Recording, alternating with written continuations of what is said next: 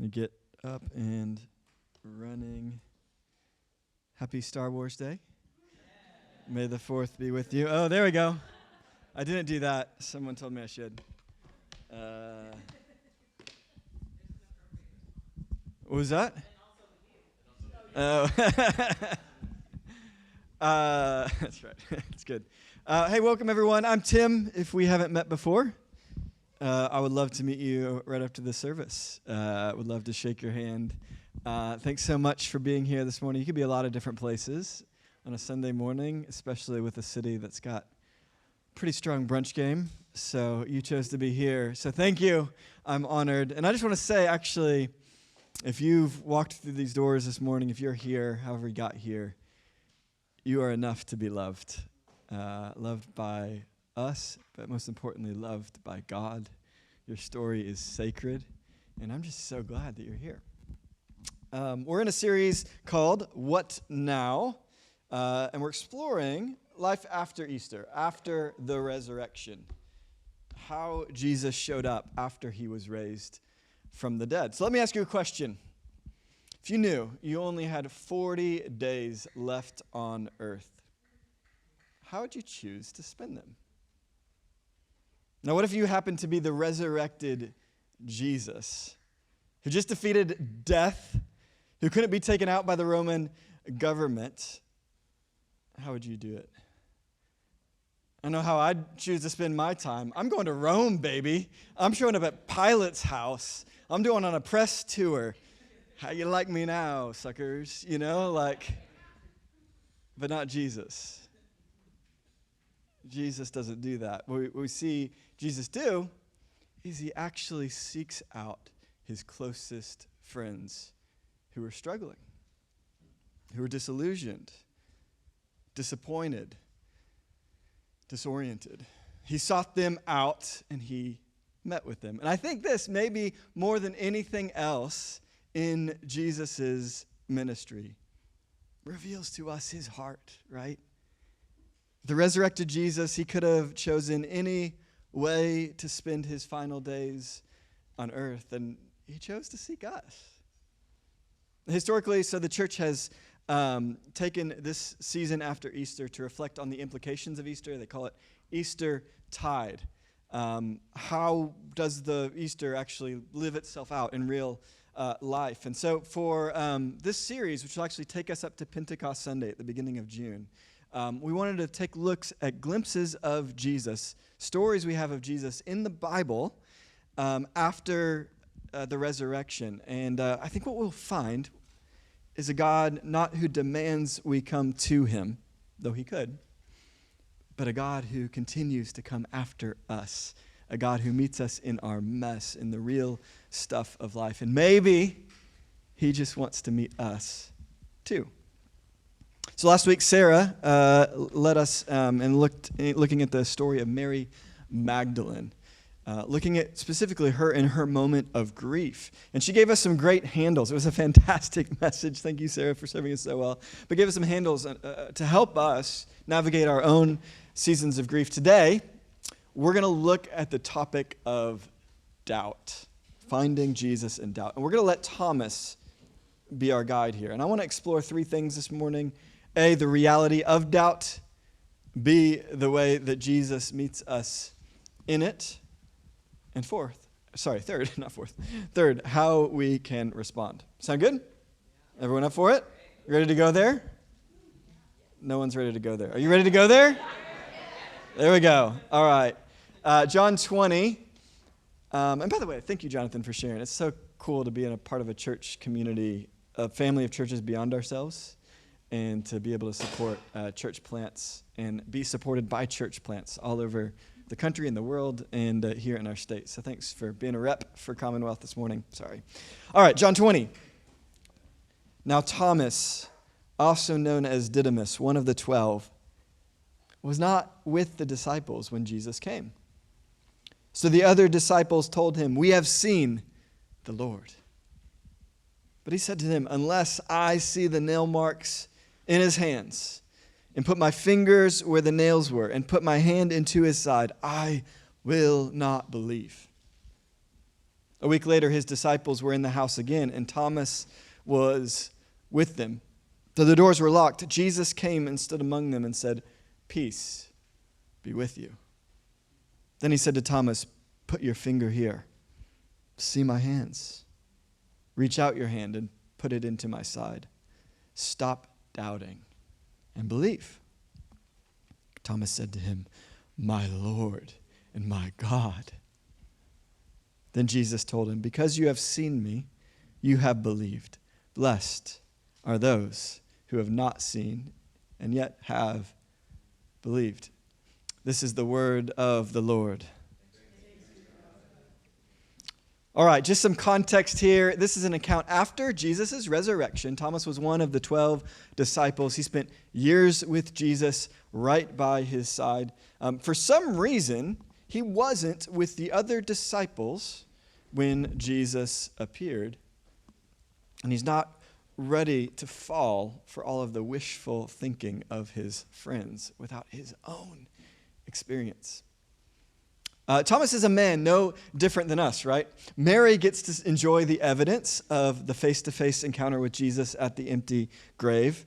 Peter and John get to inspect the evidence for themselves at the empty tomb. The apostles and others get to experience Jesus for themselves, but the spotlight now is on Thomas. He's not been there. The name Thomas or Didymus actually can be translated twin. And I think that's appropriate because in some ways, he's all our twin, right? One commentator states, Thomas becomes a template for us who read the story of Jesus from a distance. We hear the report, we read John's gospel, and at once, we are challenged to believe. I think that Thomas, in some way, is San Francisco personified. A city that would say, if you're so confident, great, show me.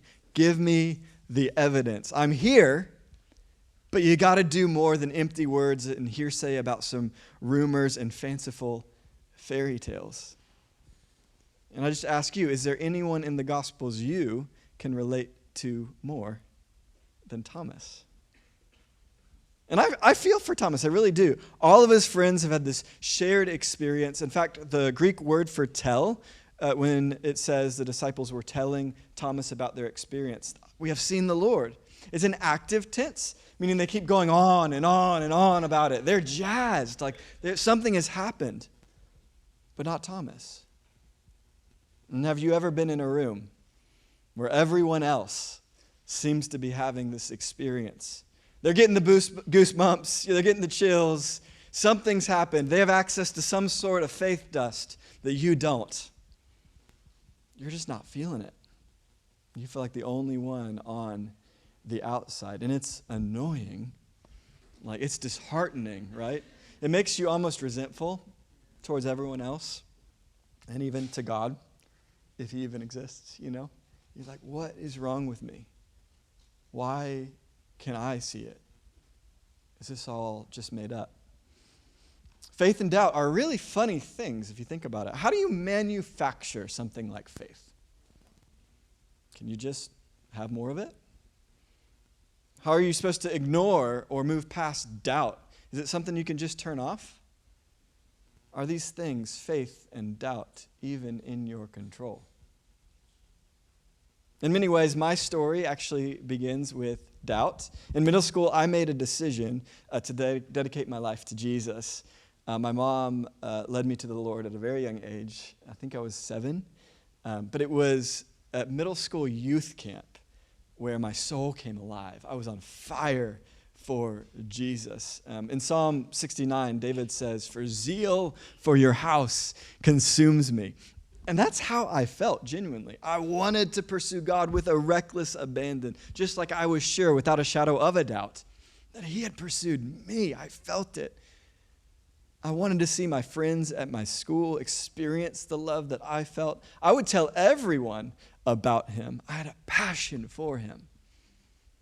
But something changed the summer between my junior and senior year of high school. The culprit was a mission trip. I went on a mission trip to Kosovo. And this was just a few years after the atrocious war that happened there, the attempted genocide. And in fact, while we were there were still piles of rubble in the town that was a constant reminder, not so subtly, of the unprovoked violence that haunted their streets. We were there to put on a youth camp, a youth leadership camp, and I got to meet many students and actually hear their stories of them as children fleeing the violence to the mountains in the midst of war. And that trip opened up a door to a world that before then I didn't really know existed. And it actually awakened a passion of mine to learn about the world and specifically to explore social justice causes. I got involved when I got home in an organization you may be familiar with that was meant to bring awareness and help to the situation of child soldiers in Uganda. And when I went to college, I immediately enrolled in my freshman seminar class called Confronting Genocide. But I noticed something. As I continued in my own studies, my passion for God and Jesus started to wane. Where was God in the midst of these atrocities? How could God allow this to happen? And to top it all off, my best friend sat me down and let me know he was abandoning church. I was one of the first people he actually came out to, back when it was still a stigma to do that. And he looked me in the eyes and he said, "There are words of animosity aimed in my direction in that book." And he pointed to the Bible. It says I'm an abomination. How am I supposed to be a part of church? How is Tim supposed to be a part of church with that? Now, to be clear, that same list that he was referring to, it also talks about people who have lied, who have envy in their heart, all types of people that need God's grace, the first of which is me, right? But the point Paul is making here is that God makes a way for all of us. His grace is sufficient. And I think my friend misunderstood what Paul was writing. But the point remains, where's God in the midst of all of this? How could I square this with a loving God? I didn't doubt God's existence. I knew too much. I'd experienced too much. But I did realize in that moment that I doubted God's goodness. Doubted God's goodness. Have you ever been there? Have you ever wrestled seriously with doubt? I told you we're going there. If you haven't experienced doubt, I have some unfortunate news for you. You will. You've got a date with doubt, and you're swiping right. On our journey of faith, doubt is unavoidable. It's an inevitable toll booth that you must pass, and you must pay your dues on the road to spiritual maturity. Please run from anyone who's been a believer for many years and pretends like they've never doubted or tells you that you shouldn't either. And I don't think we actually talk about this much, especially in churches like ours. We're big faith people. We talk a big game about faith, and I believe rightly so. The author of Hebrews tells us without faith, it's impossible to please God. And so faith is a big deal. But there can be an assumption that gets installed into our operating system. And we begin to think that faith is the opposite of doubt. And therefore, we think we aren't allowed to have doubts. So we better keep those nagging questions and thoughts to ourselves, or else what will they think? And we begin to think we're the only ones that think this way or have these questions. And yet, isn't it curious to you that we have this story of Thomas prominently featured right after the resurrection? Most commentators would actually say, in fact, that this is the climax of John's gospel story. You read it right after, the verses right after, and it certainly seems that way, that this is kind of the climactic moment. What comes next in the next chapter is actually just John wrapping up a few loose ends. It's almost like it wasn't an accident that Thomas wasn't there with the others, and that Jesus wants us to know what we can do with our doubts. Now, doubts don't have to take a specific form. There are many ways you can get blindsided by doubt. We can doubt God's existence. It all does seem a little crazy, right? I mean, Kelsey was, during our launch season, meeting with someone who found us at one of our events. They were walking together, and she was just asking a bunch of questions she wanted to process. They were talking, and she was just like, "You're telling me that a sea parted and people just walked through it? That sounds crazy." Right? We can doubt God's character, like I did in my college. How could you do that, Lord? We doubt God's promises. I remember when the first church plant we were a part of in Nashville didn't make it. I thought you had promised, God. Where were you? We doubt God's word. How can we trust a book, this book, to be God's word to us? How come these individual books and letters made it in and those didn't? Are they reliable? We can doubt God's people. The church can get messy and actually can be awful. You know how I know that? I read the Bible, right? A lot of people say they want to go back to the early New Testament church. I mean, have you read about them? There were some screwed up stuff that was happening there. Paul had his hands full trying to sort it all out, right? But I get it. We doubt that we can trust the church and be a part of a body that can be so dysfunctional at times, and so far from the ideal from which she is called. Satan deals in the currency of doubt. Doubt is what he sowed in the Garden of Eden with Eve. Did God really say? That was the question. Doubt's what he sowed in the wilderness with Jesus. If you are the Son of God.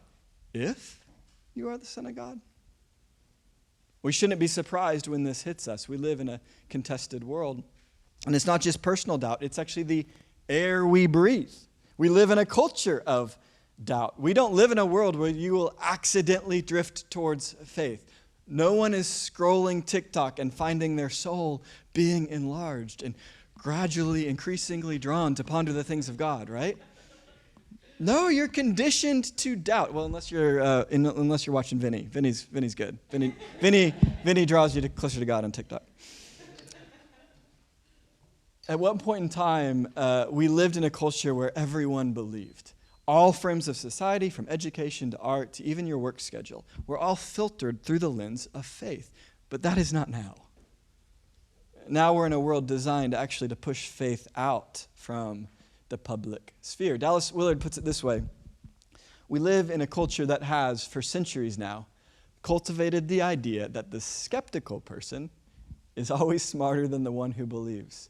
You can be almost as stupid as a cabbage as long as you doubt.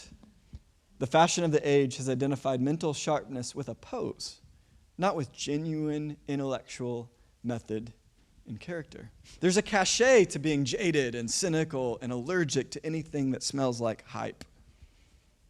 And in some places, this has even seeped into the church, where we're so accommodating to this ethos that we're suspicious of those who are just too passionate about their faith.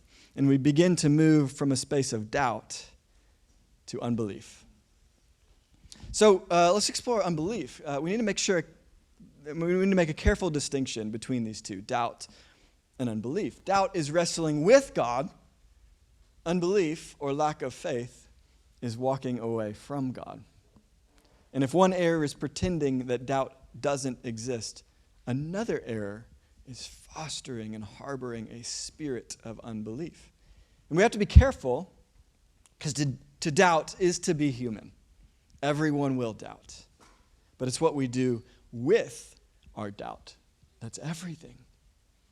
In fact, it determines, I think, who we will become and what we will experience. Jesus was actually very blunt about this. In Mark 6, do you remember the scene? He went to his hometown, and it says he couldn't even do miracles there.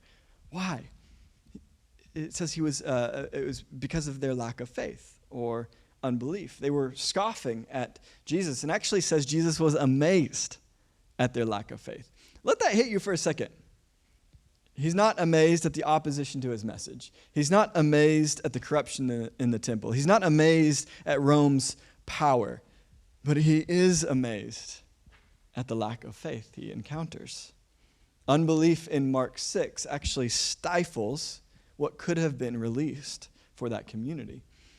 and unbelief in your heart could limit God breaking into your life. Hebrews 3, verse 12 says, "See to it, brothers and sisters, that none of you has a sinful, unbelieving heart that turns away from the living God." You see it turning away from the God. Unbelief can be a self-perpetuating cycle too. When you doubt God's goodness, you choose to pull back. You stop choosing to see goodness at work. You stop praying for his goodness to break in. When you stop praying for it, you stop seeing it. Your doubt grows. The cycle repeats. There's an atmosphere which repels the work of God. And yet, in this moment, Jesus engages with Thomas. He engages the Father who cried out in Mark 9, "I believe, help my unbelief." If you read the accounts of Jesus, he never coddles doubt. He never celebrates it or excuses it.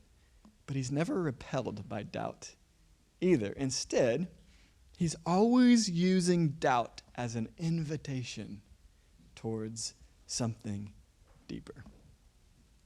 Therefore, I believe doubt is actually an invitation. It's an invitation to believe. I want to go as far as to say, and this is important, doubt is a necessary doorway to faith. In fact, without doubt, I want to say that faith is impossible. I'll repeat it again. Without doubt, faith is impossible. Think about it. Faith cannot exist without the possibility of doubt. The moment you have absolute certainty is the moment that faith becomes irrelevant or unnecessary. So if you're waiting for a moment when all of your doubts somehow, some way, magically disappear, then A, you're going to be waiting for a really long time. And B, if you actually ever arrive, it's no longer faith then, is it? I need a volunteer. Anyone want to volunteer as tribute? Jonathan, can I have you come up? Amazing. Get our volunteers. If you can sit over there. All right, so I've got this ball, and I'm going to throw it to you. Do you have faith that you're going to catch it? We'll find out in a minute. Do you have faith that I'm a good thrower? We'll find out in a minute. All right, here we go. Do you have? Yeah, there we go. Do you have faith now that you're going to catch it? Yes. There you go. Thank you. You can give him a hand. It's a very simple illustration, right? Once it's actually in his hand, it doesn't require faith. Once you have it in your hand, you no longer have need for faith. Doubt is actually an invitation to greater depths of faith. Frederick Buechner says it this way: doubts are the ants in the pants of faith that keep it moving.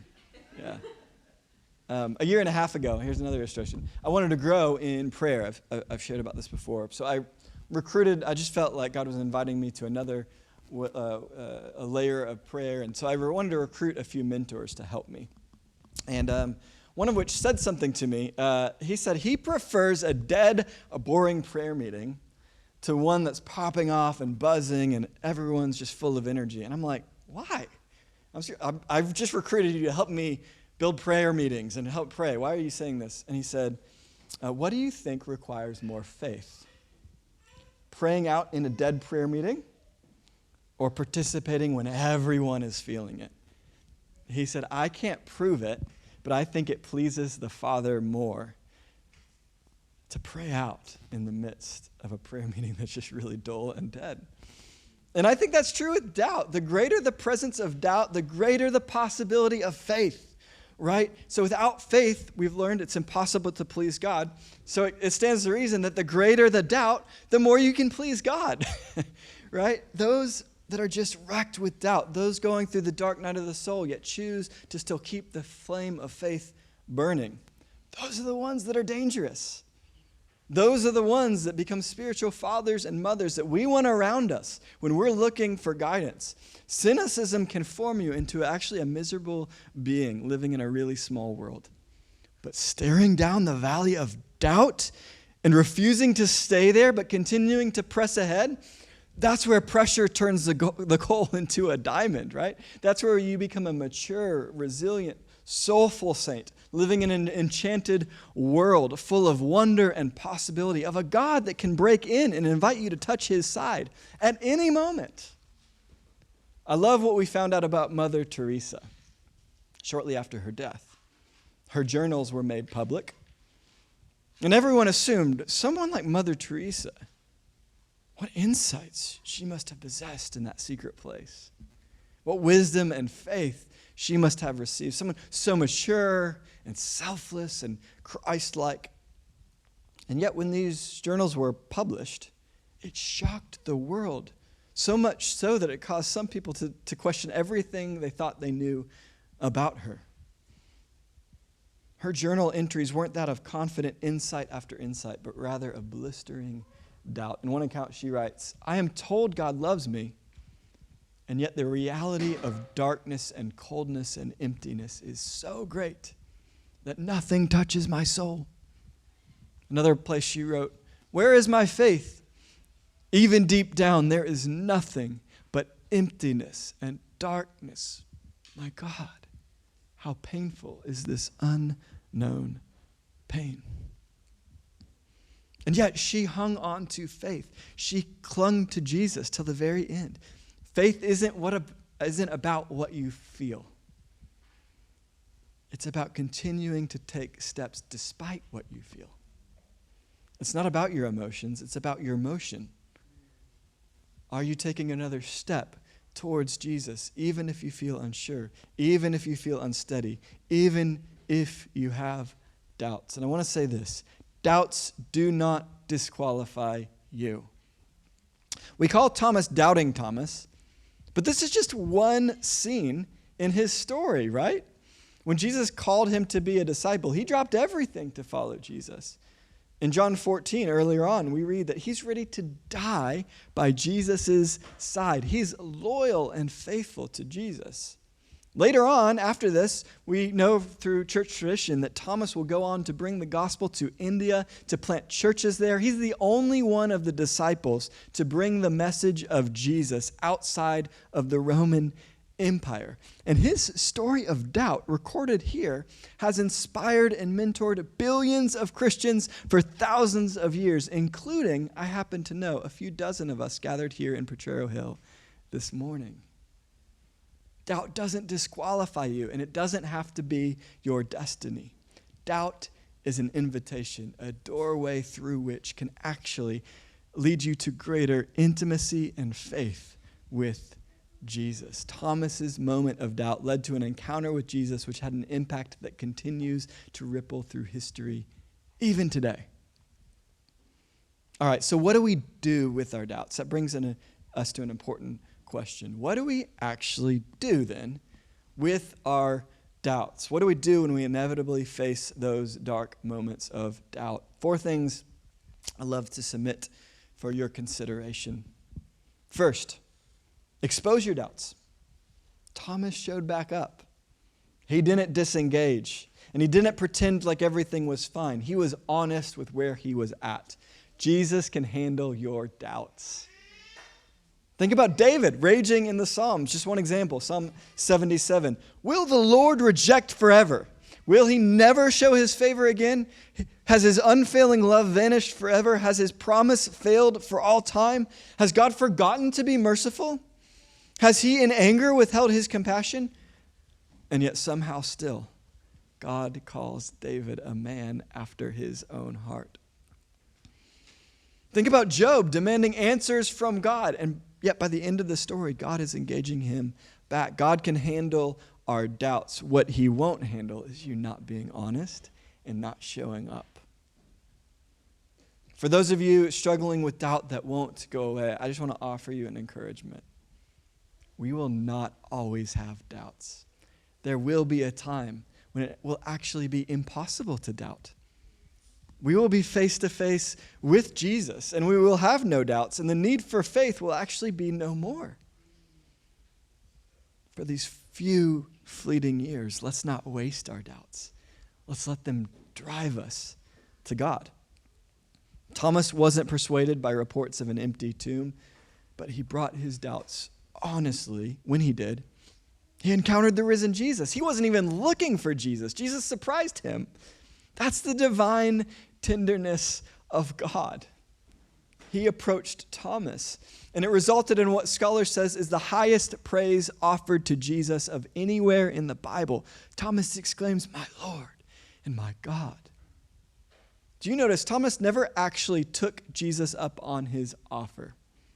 He never actually touched Jesus. That's how powerful it was when Jesus met him in the midst of his honest doubts. So have you ever tried asking Jesus yourself? Pray your doubts. Bring them to God. Let them drive you to him. Psalm 94 says, "When doubts filled my mind, your comfort gave me renewed hope and cheer." Secondly, share your doubts. So many times people deconstruct once they pull back from community and disengage. Our instinct when we doubt is actually to withdraw, to find safety and camaraderie with others who share your skepticism. And it can feel comforting at first to connect over doubts. The truth is that communities that only comfort you and never challenge you, they may feel safe, but they'll never lead to healing and growth. Thomas could have gone off and done his own thing. But have you ever thought about how brave he must have been to enter that room, to show back up when he didn't have the same experience as everyone else, to stay engaged when he felt like he was the only one who was excluded, the only one who doubted? Sometimes the bravest thing you can do is keep showing up. And I just want to honor many of you in this room. I know some of your stories, and you are choosing to still engage, to still be here. Despite all of the doubts and questions and hesitations, you come back again and again and again, and you're not giving up. I just want to say thank you. Thank you for being brave. You're actually a gift to us, and we're actually with you in our questions and doubts, trying to figure this out together. I desperately want Sanctuary to be a place that holds space for questions. And thank you for being a safe, brave community where you can show up. I will say, going back to a verse I read earlier, Hebrews 3, verses 12, it says, "See to it, brothers and sisters, that none of you has a sinful, unbelieving heart that turns away from the living God." But I want to highlight the next verse right after it. What's the antidote to this? Verse 13, he says, "But encourage one another daily, as long as it is called today, so that none of you may be hardened by sin's deceitfulness." The antidote for a sinful, unbelieving heart is actually meeting together, being encouraged. We need each other to cultivate faith, to spur one another on. That's why showing up on a Sunday morning and showing up to Alpha on a Tuesday and showing up to Celebration Camp, it's just so helpful. It does something to our soul. It cultivates and grows faith, both in us, but actually in others. You can give something to others to help them. Number 3, so first is expose your doubts. Show up in the midst of your doubts. 3, doubt your doubts. Doubt your doubts. This is a phrase borrowed by Tim Keller in his wonderful book, Reason for God, which I highly recommend right here, especially if your doubts are kind of the intellectual variety. If your doubts are more of like the existential variety, there's another book, Searching for Enough by Tyler Staton. I'd be happy to recommend both of those. But doubting your doubts, this is a phrase by Tim Keller. And as I pointed out earlier, we're in a cultural moment where it's so fashionable to doubt that we fail to give our doubts the same level of scrutiny that we give our beliefs. For instance, it takes as much faith to believe that we came from nothing, that we're just atoms in some cosmic petri dish, and we were produced out of an explosion out of nothing. It takes as much faith to believe in that as it does to believe that there's a designer who created us with love. Glenn Scrivener said, "Christians believe in the virgin birth of Christ. Atheists believe in the virgin birth of the universe. Choose your miracle." In my own story of doubt, it was peculiar. Where I was struggling to understand the presence of injustice, where did that longing for justice and moral outreach within me actually come from in the first place? Evolutionary instincts wouldn't explain or produce that. Could the felt presence of injustice actually suggest that the universe was programmed with a set of values? Could it point to a deeper need for hope, healing, and redemption? Could it actually point to God? And it is interesting to me that belief is more inherent to human beings than doubt is. We're all born believers. Have you ever met a doubting or cynical toddler? We pick up doubt and cynicism somewhere along the way. And though they feel crushing to you, just an encouragement, your doubts are likely not unique. We have the benefit of thousands of years of faithful followers of Jesus, deeply and honestly wrestling with these issues. Find those disciples, find the books they left us, and the resources and wisdom. Let them mentor you. And then finally, surrender your doubts. And I'd like to actually go ahead and invite the band back up. We'll close out here. Surrender your doubts. Sarah encouraged us last week, surrendering our right to understand. And I want to end here again, surrendering our doubts. When I was in my multi-year wrestling with God, and I want to be clear, it was many years, I realized that the fruit that it was producing was making a cynical, pessimistic, and moody Tim. My world was becoming smaller. And I knew I could choose to go on living with a chip on my shoulder and a smug attitude of superiority against those who are too simple-minded to question. Or I could surrender my right to understand and take a leap of faith that in spite of my doubts, that even if I didn't understand everything, to choose to believe that there was a God who cared deep enough to send his son to die for suffering.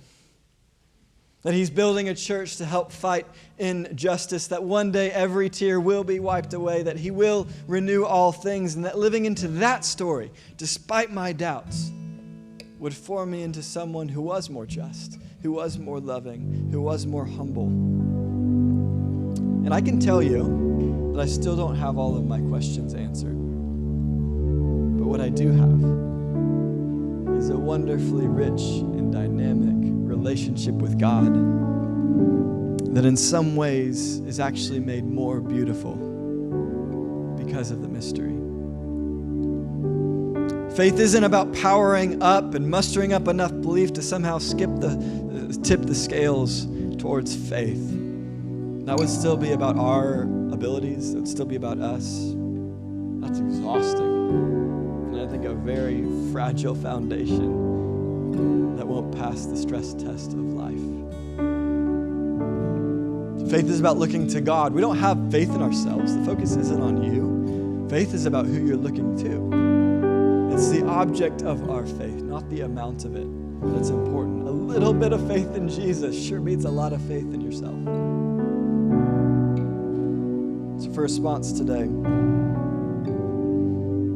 where are you today? Where are you really? What is it that you're wrestling with? I find that many times it's actually not so much the intellectual pursuit that holds us back. It's actually the fear of the unknown, what's on the other side. The fear of how you will look when you take that step. And I'll just encourage you, no amount of books can actually cover a doubt like that. But no amount of books can cover a doubt that comes from fear. But perfect love does cast out all fear. You do have to take a leap, but it's not a blind leap. And it's a leap into a relationship. What would it look like for you to be honest in front of God and say, I need you to help me. I believe, help my unbelief. To say, here it is, God. I'm going to be honest with you. I believe he wants to meet some of us this morning. Listen, if Jesus in his final 40 days, rather than go to Rome, thought it was more important to find his friends who are falling away, I wonder if the most important priority he has today is to find and meet with you. Can I pray over us? If you can bow your head.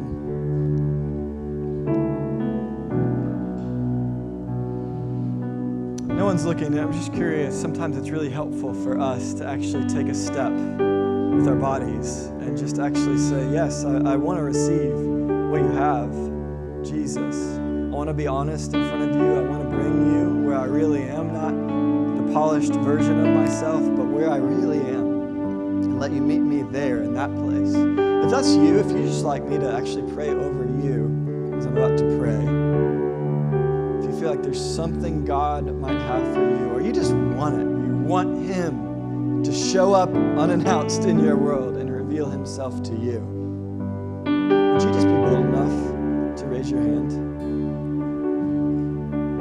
It could be a big thing. It could be just a small thing. And sometimes it's just helpful to say, yes, God, I'm ready for you. If you've got something for me, I'll take it. Dear Jesus, you see these hands, God, these souls that you have made out of love. You say, seek me, and you will find me when you seek me with all your heart. And so all we're doing, God, is trusting what you said. Just pray, God, where there's been cynicism, where there's been doubt, when there's been hurt, where there's fear, God, would your love come into that place and meet us, Jesus? We're not even asking for all the answers. We're not asking for everything to be sorted, but we are asking for an encounter with your presence. We don't need to see the empty tomb if we have an encounter with you, Jesus. We've done our best to present your word faithfully, but Jesus, we need something more than that. That's not enough for us, Jesus. And I just pray in your kindness, God, would you meet with us? In your love, Jesus, would you come over this room right now to all of these individuals? Jesus, come, Holy Spirit. We lay down our cynicism. We lay down our questions. We lay down our doubts. We lay down our hesitations. We lay down the walls that we've put up, our hurts. And we just say, Jesus, you're so much bigger than that. You're so much better than that, Jesus. And you have power to break down doors, to come meet with us. And so break down the doors of our heart. We yield them to you, Jesus.